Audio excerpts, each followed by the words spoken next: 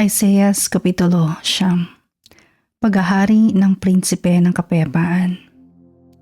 Ngunit napawi na ang dilim sa bayang matagal nang namimikati. Noong mga nakaraang araw, inilagay niya sa kahihiyan ang lupain ng Zebulon at ang lupain ng Naphtali.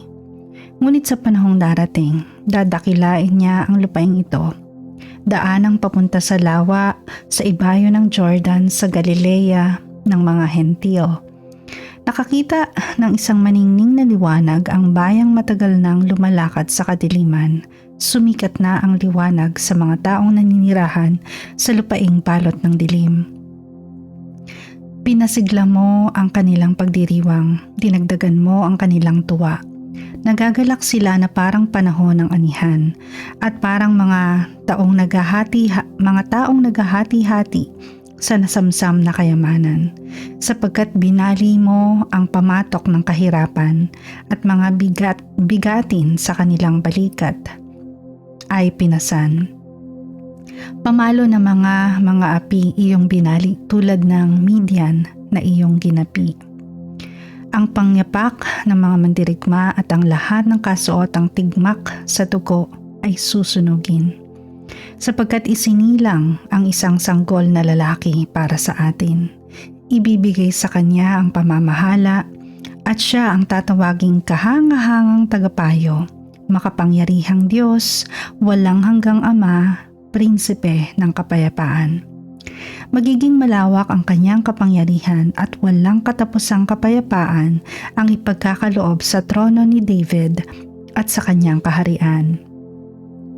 Itatatag niya ito at pamamahalaan na may katarungan at katuwiran mula ngayon at magpakailanman. Isasagawa ito ni Yahweh na makapangyarihan sa lahat. Paparusahan ng Diyos ang Israel.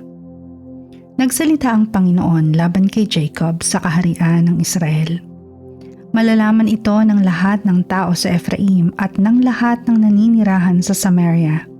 Ngunit dahil sila'y pangahas at tunay na palalo, sila ay nagsabi ng ganito: Gumuho man ang mga gusaling yari sa tisa, magtatayo naman kami ng gusaling yari sa bato. Maubos man ang mga punong sikamoro, papalitan namin ng cedar ang mga ito. Kaya sila'y ipasasalakay ni Yahweh sa kanilang mga kaaway. Ang Israel ay sasakmalin ng Syria mula sa silangan at ng mga Filisteo mula sa kanluran, ngunit hindi pa rin mawawala ang matindi niyang galit at patuloy pa niyang paparusahan ang bayang Israel. Ngunit hindi pa rin magsisisi ang bayan kahit na sila'y parusahan. Ayaw talaga nilang magbalik loob kay Yahweh na makapangyarihan sa lahat.